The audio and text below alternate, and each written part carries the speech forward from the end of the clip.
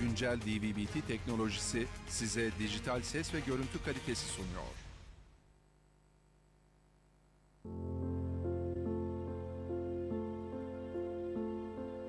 Sesli Kütüphane projesini ilk önce sosyal medya üzerinden tanıdım. Özellikle görme engelli kardeşlerimize sağladığı manevi destek çok dikkatimi çekti. Buraya geldikten sonra özellikle görme engelli kardeşlerimizin faydalandığı farklı imkanları gördüm. Ve ben de bir an önce Sesli Kütüphane'de gönüllü bir vatandaş olarak çalışma arzumu ilettim. Ve o günden beridir farklı temaları işlemek üzere seslendirme projelerinde burada görev yapmaya gönüllü olarak başladım.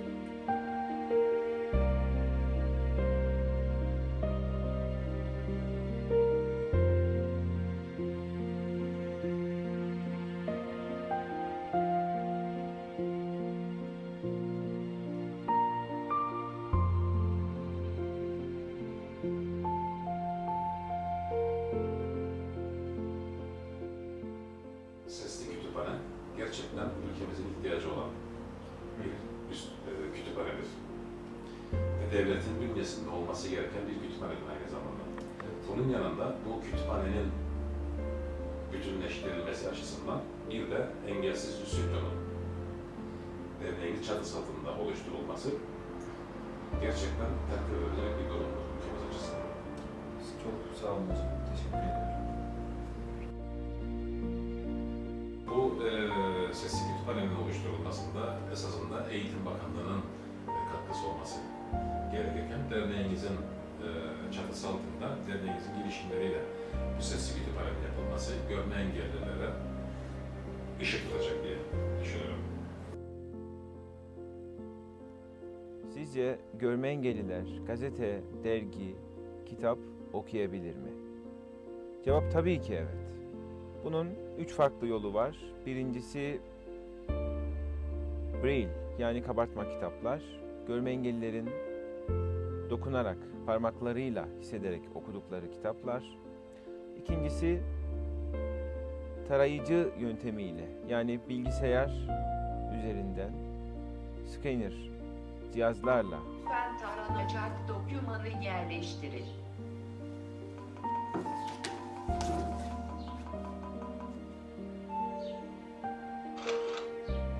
Üçüncüsü ve en kolayı, en verimlisi sesli kitapları dinleyerek takip etmek. Yani gönüllüler tarafından seslendirilen kitapları bilgisayar ve MP3 player gibi cihazlarla, ekipmanlarla dinleyerek takip etmek. 100 Türk edebiyatçısı.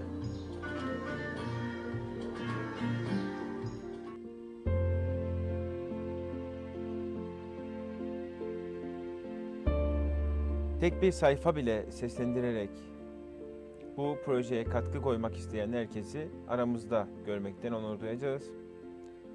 Yanımızda olmak isteyen, projede olmak isteyen, gönüllü olmak isteyen herkese kapımız açıktır.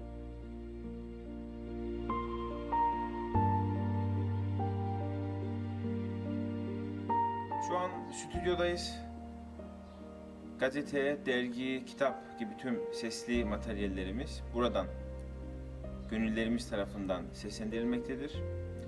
Stüdyo, bilgisayar, mikrofon ve tüm ekipmanlar dahil olmak üzere tamamen bir stüdyo düzeni itibariyle hazırlandı. İzolasyondan mikrofona kadar, her ince detaya kadar dikkat etmeye gayret ettik. Şimdi kayıt düğmesine basıp deneme kaydı yapmak istiyorum. Bu programın hazırlanmasında destek veren Mustafa Benter arkadaşıma teşekkür ediyorum.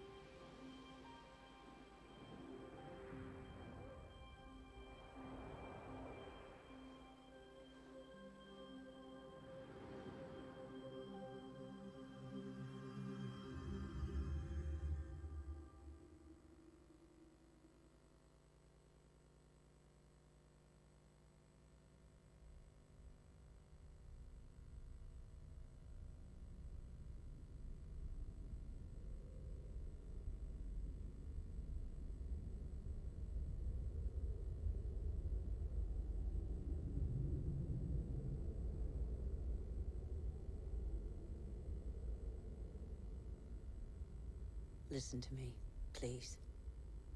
You're like me, a Homo sapiens, a wise human.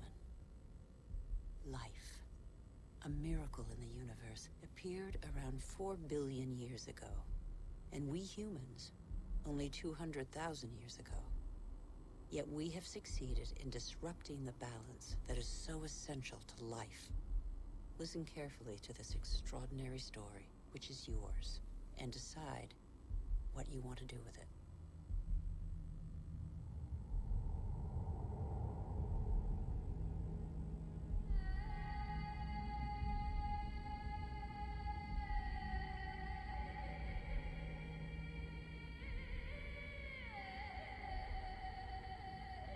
These are traces of our origins. At the beginning, our planet was no more than a chaos of fire. A cloud of agglutinated dust particles, similar to so many similar clusters in the universe. Yet this was where the miracle of life occurred.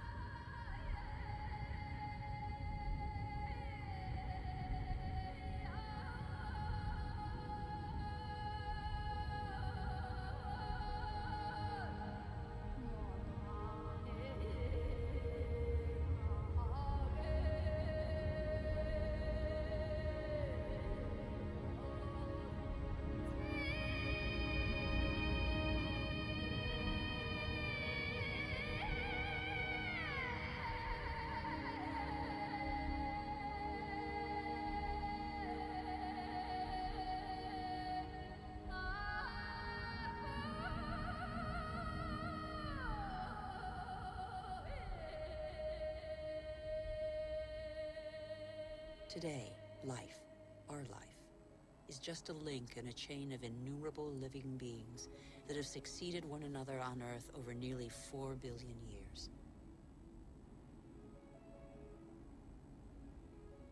And even today, new volcanoes continue to sculpt our landscapes. They offer a glimpse of what our Earth was like at its birth.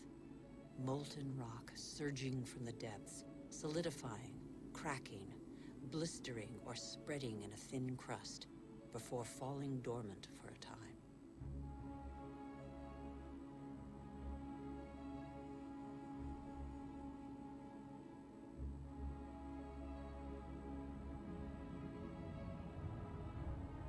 These wreaths of smoke curling from the bowels of the Earth bear witness to the Earth's original atmosphere, an atmosphere devoid of oxygen.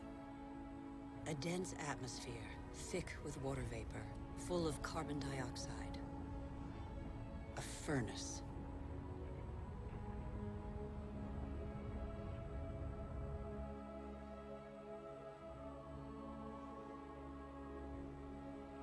The Earth cooled.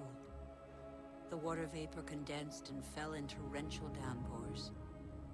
At the right distance from the sun, not too far, not too near, the Earth's perfect balance enabled it to conserve water in liquid form.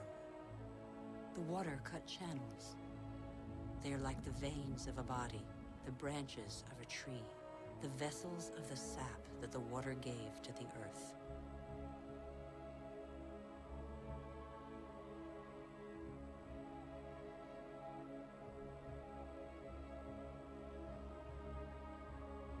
The rivers tore minerals from the rocks and gradually added them to the fresh water of the oceans.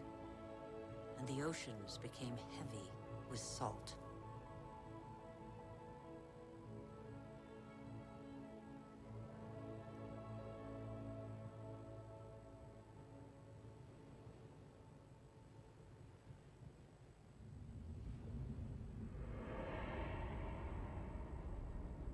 Where do we come from? Where did life first spark into being? A miracle of time, primitive life forms still exist in the globe's hot springs. They give them their colors. They're called archaeobacteria.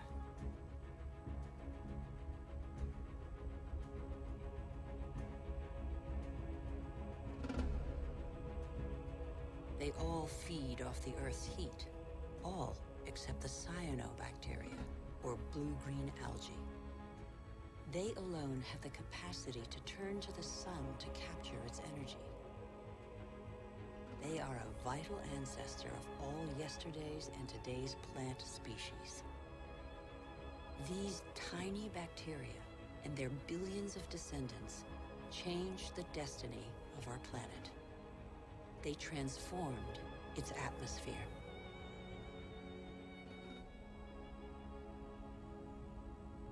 What happened to the carbon that poisoned the atmosphere? It's still here, imprisoned in the Earth's crust. Here, there once was a sea inhabited by microorganisms.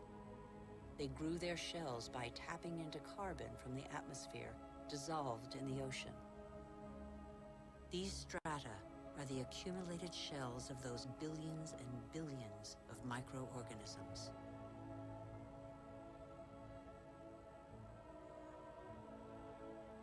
Thanks to them, the carbon drained from the atmosphere and other life forms could develop.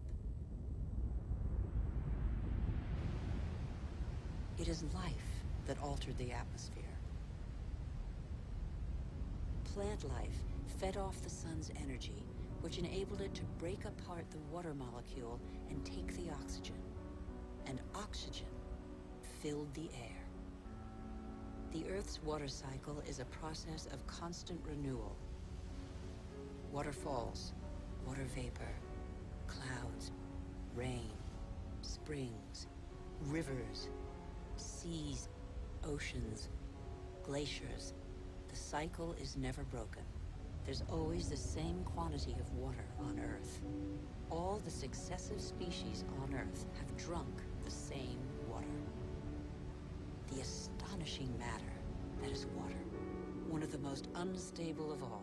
It takes a liquid form as running water, gaseous as vapor, or solid as ice. In Siberia, the frozen surfaces of the lakes in winter contain the traces of the forces that water deploys when it freezes. Lighter than water, the ice floats. It forms a protective mantle against the cold, under which life can go on.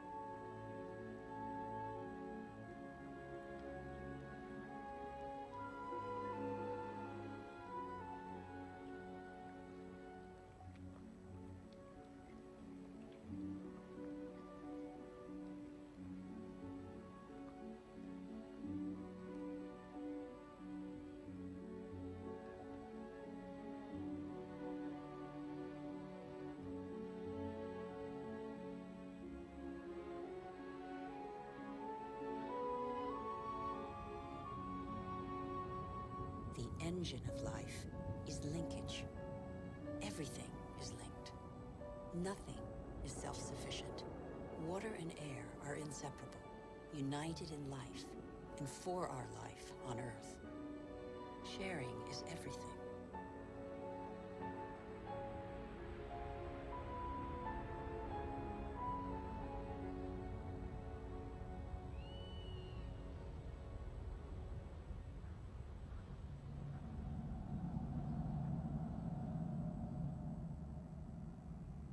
The green expanse peeking through the clouds is the source of oxygen in the air.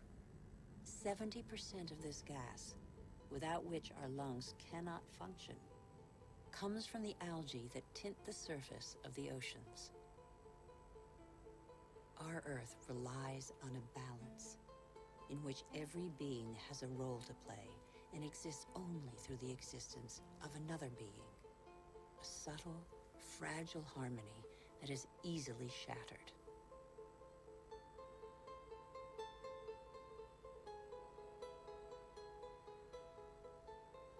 Thus, corals are born from the marriage of algae and shells. Coral reefs cover less than 1% of the ocean floor, but they provide a habitat for thousands of species of fish, mollusks, and algae. The equilibrium of every ocean depends on them.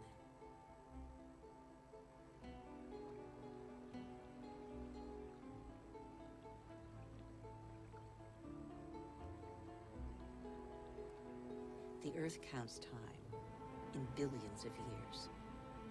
It took more than 4 billion years for it to make trees.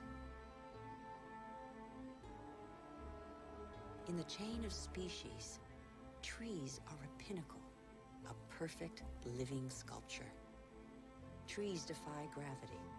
They are the only natural element in perpetual movement toward the sky. They grow unhurriedly toward the sun that nourishes their foliage.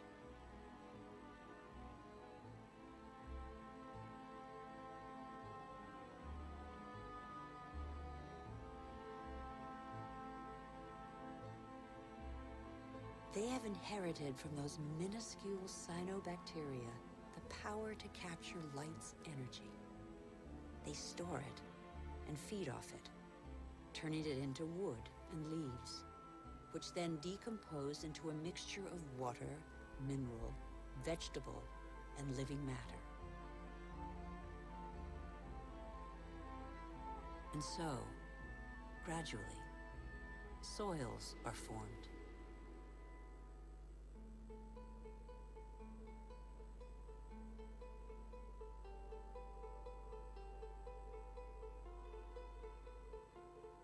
Soils teem with the incessant activity of microorganisms feeding, digging, aerating, and transforming.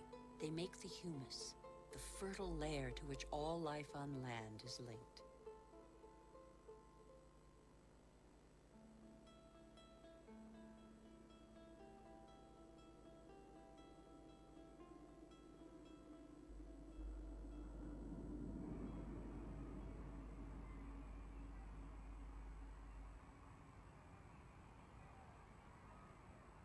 What do we know about life on Earth? How many species are we aware of? 1/10 of them?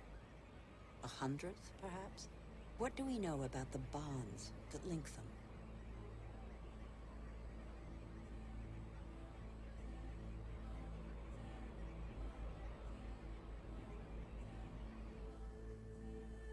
The Earth is a miracle.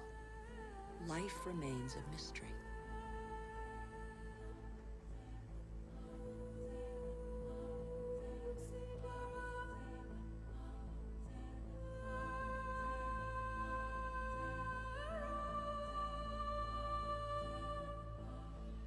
Families of animals form, united by customs and rituals that are handed down through the generations.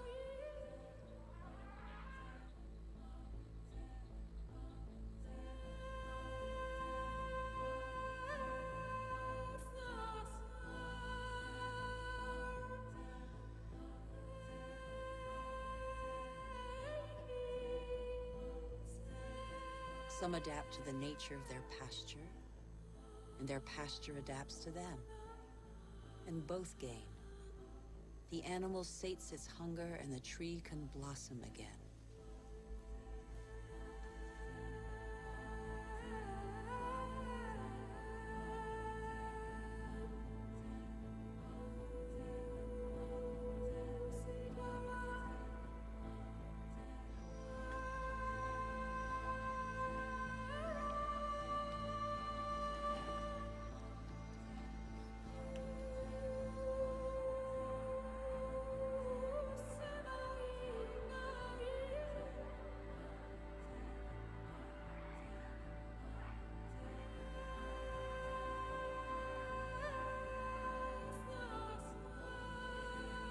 In the great adventure of life on Earth, every species has a role to play. Every species has its place.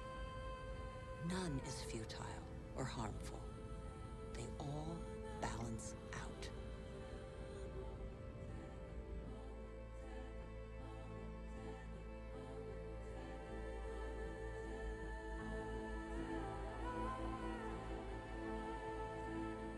And that's where you, Homo sapiens, wise human, enter the story. You benefit from a fabulous 4 billion-year-old legacy bequeathed by the Earth.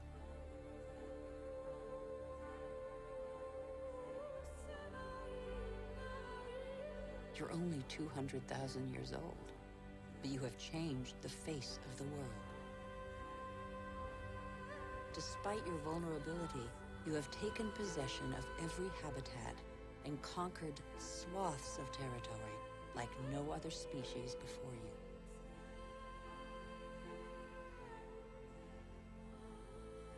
After 180,000 nomadic years, and thanks to a more clement climate, humans settled down. They no longer depended on hunting for survival. They chose to live in wet environments that abounded in fish, game, and wild plants, there where land, water, and life combine.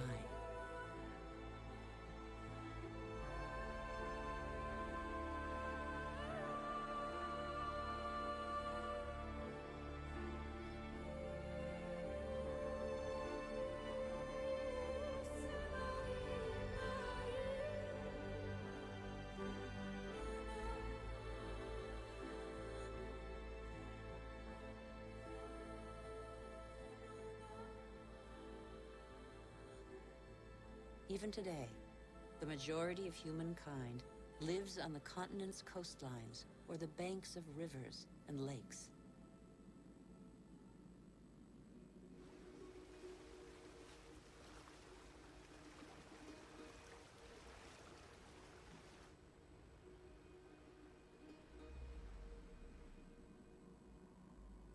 Across the planet, 1 person in 4 lives as humankind did 6,000 years ago.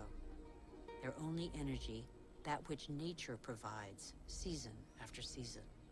It's the way of life of 1.5 billion people, more than the combined population of all the wealthy nations.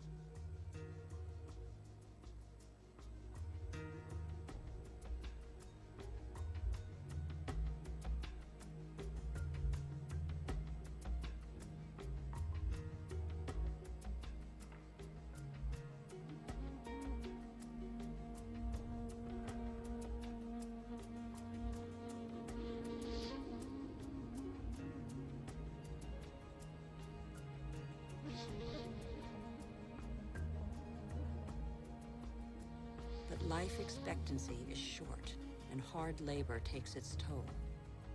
The uncertainties of nature weigh on daily life. Education is a rare privilege. Children are a family's only asset, as long as every extra pair of hands is a necessary contribution to its subsistence.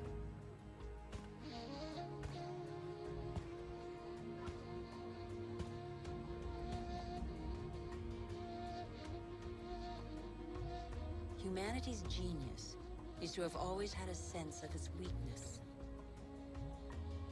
The physical energy and strength with which nature insufficiently endowed humans is found in animals that help them to discover new territories.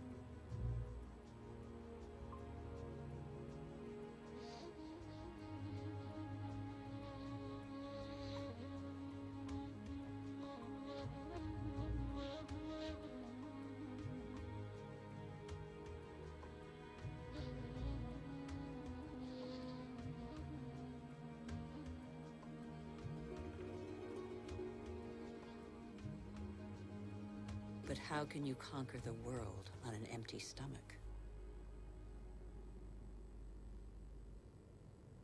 The invention of agriculture turned our history on end. It was less than 10,000 years ago. Agriculture was our first great revolution.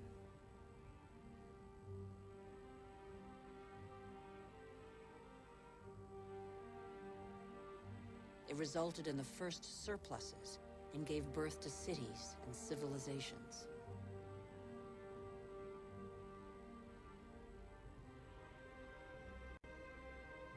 The memory of thousands of years scrabbling for food faded.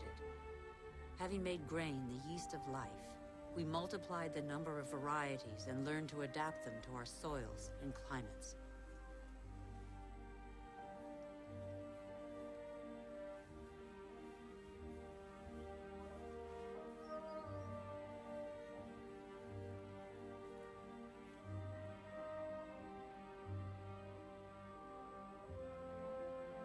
We're like every species on Earth.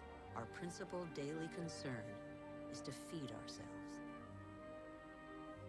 When the soil is less than generous and the water becomes scarce, we are able to deploy prodigious efforts to extract from the land enough to live on.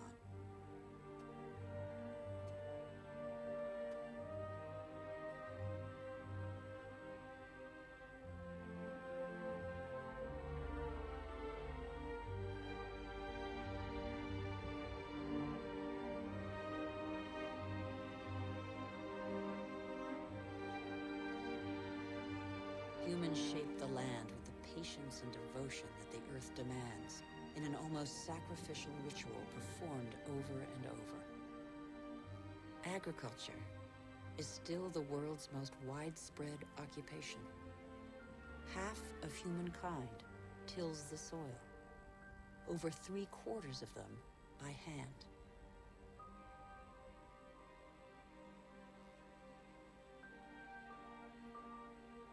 Agriculture is like a tradition handed down from generation to generation in sweat, graft, and toil, because for humanity, it is a prerequisite of survival.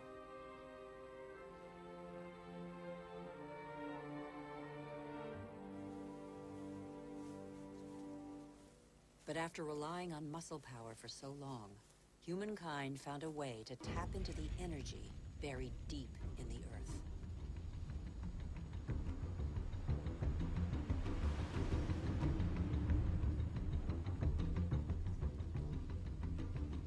These flames are also from plants, a pocket of sunlight, pure energy, the energy of the sun, captured over millions of years by millions of plants more than 100 million years ago. It's coal, it's gas, and above all, it's oil.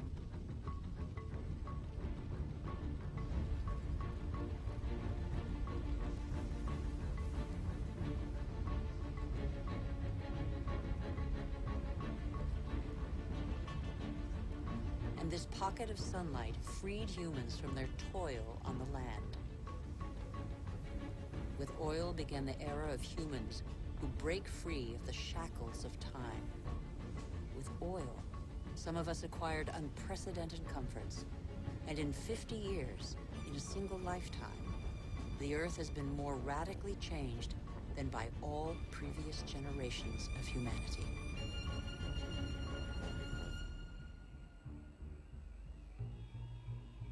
Faster and faster. In the last 60 years, the Earth's population has almost tripled, and over 2 billion people have moved to the cities. Faster and faster. Shenzhen in China, with its hundreds of skyscrapers and millions of inhabitants, was just a small fishing village barely 40 years ago. Faster and faster. In Shanghai, 3,000 towers and skyscrapers have been built in 20 years. Hundreds more are under construction. Today, over half of the world's 7 billion inhabitants live in cities.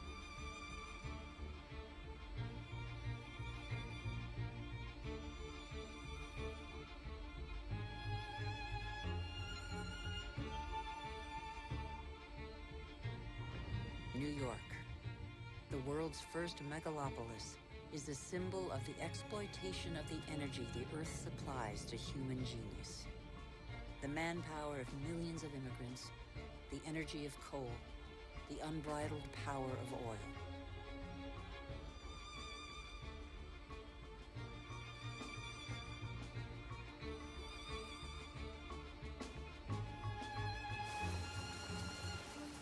America was the first to harness the phenomenal, revolutionary power of black gold. In the fields, machines replaced men. a liter of oil generates as much energy as 100 pairs of hands in 24 hours. In the United States, only 3 million farmers are left. They produce enough grain to feed 2 billion people. But most of that grain is not used to feed people. Here, and in all other industrialized nations, it's transformed into livestock feed, or biofuels.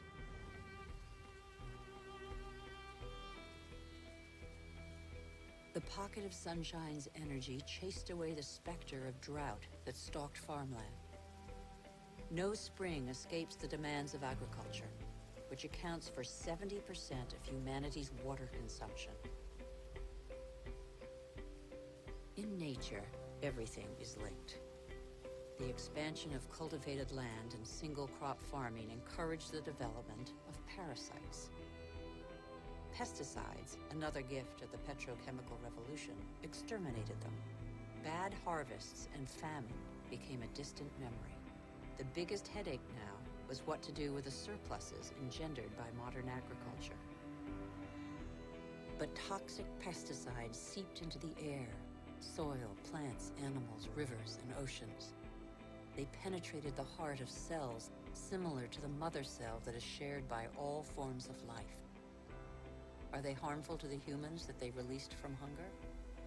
These farmers, in their yellow protective suits, probably have a good idea.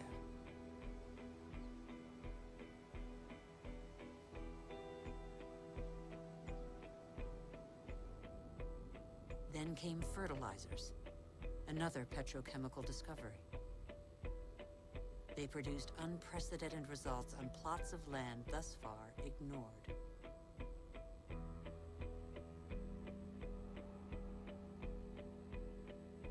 Crops adapted to soils and climates gave way to the most productive varieties and the easiest to transport.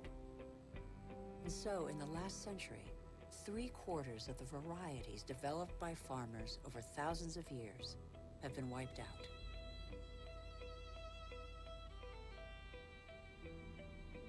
As far as the eye can see, fertilizer below, plastic on top. The greenhouses of Almeria in Spain are Europe's vegetable garden. A city of uniformly sized vegetables waits every day for the hundreds of trucks that will take them to the continent's supermarkets. The more a country develops, the more meat its inhabitants consume.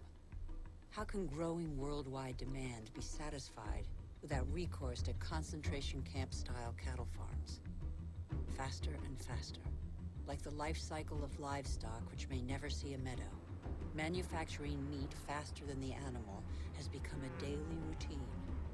In these vast food lots trampled by millions of cattle, not a blade of grass grows.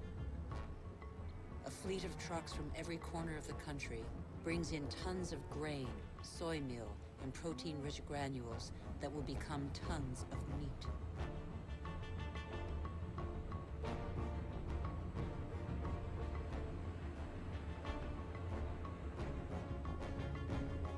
The result is that it takes 100 liters of water to produce 1 kilogram of potatoes, 4,000 liters for 1 kilo of rice, and 13,000 liters for 1 kilo of beef, not to mention the oil guzzled in the production process and transport.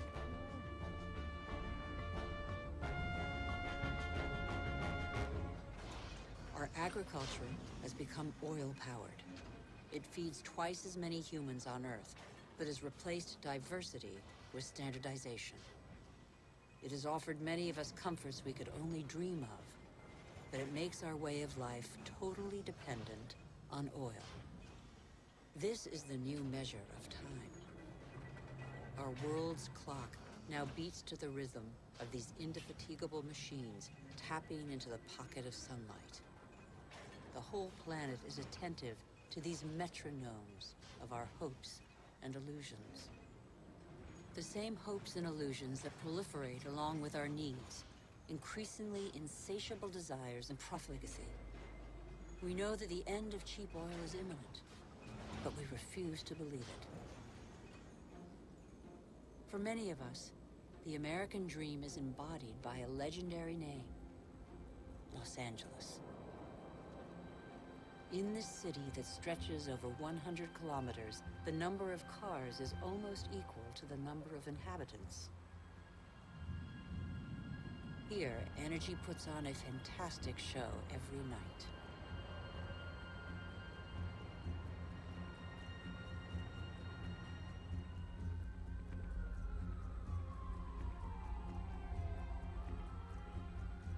The days seem to be no more than the pale reflection of nights that turn the city into a starry sky.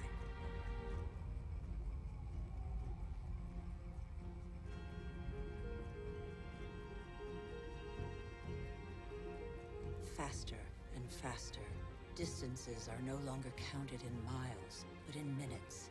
The automobile shapes new suburbs where every home is a castle, a safe distance from the asphyxiated city centers, and where neat rows of houses huddle around dead-end streets. The model of a lucky few countries has become a universal dream preached by televisions all over the world. Even here in Beijing, it is cloned, copied, and reproduced in these formatted houses that have wiped pagodas off the map.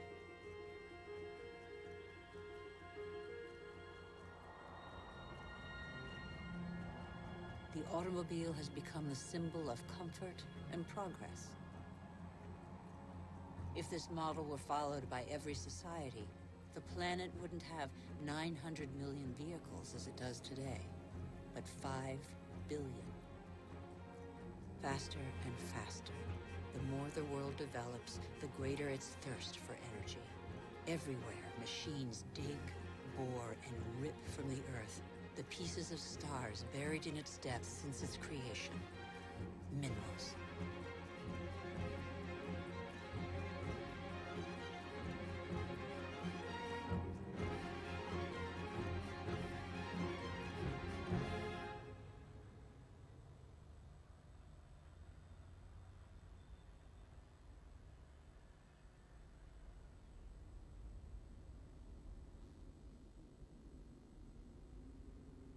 As a privilege of power, 80% of this mineral wealth is consumed by 20% of the world's population.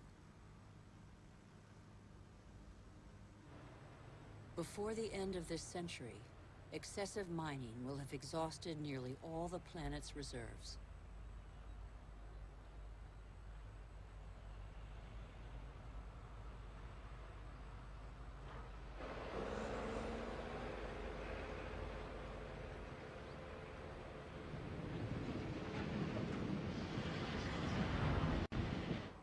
Faster and faster.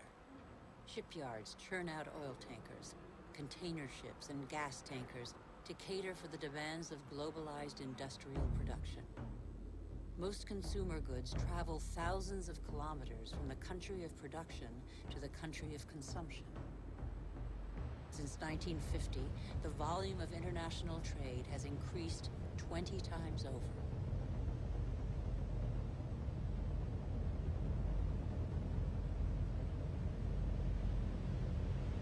90% of trade goes by sea.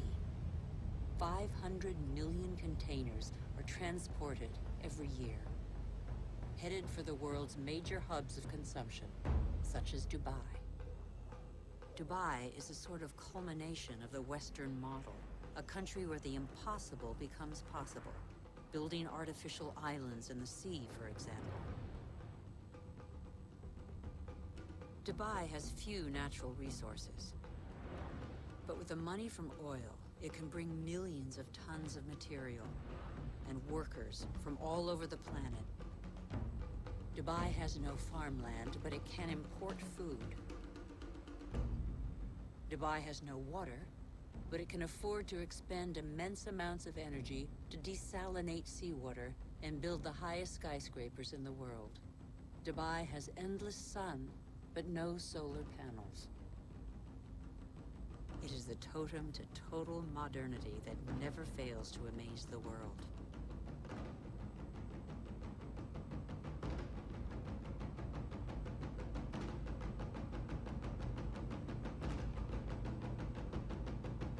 Dubai is like the new beacon for all the world's money.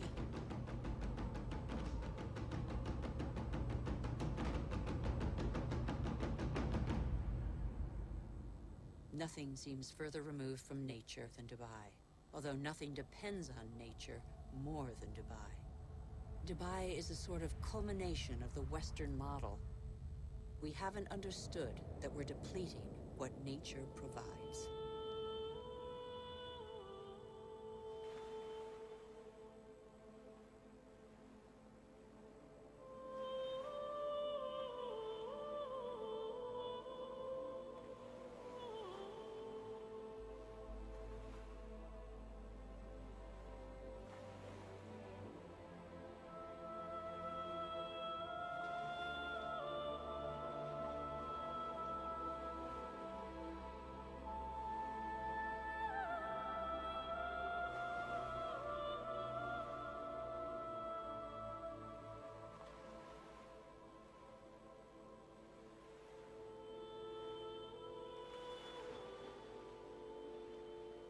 River Jordan is now just a trickle.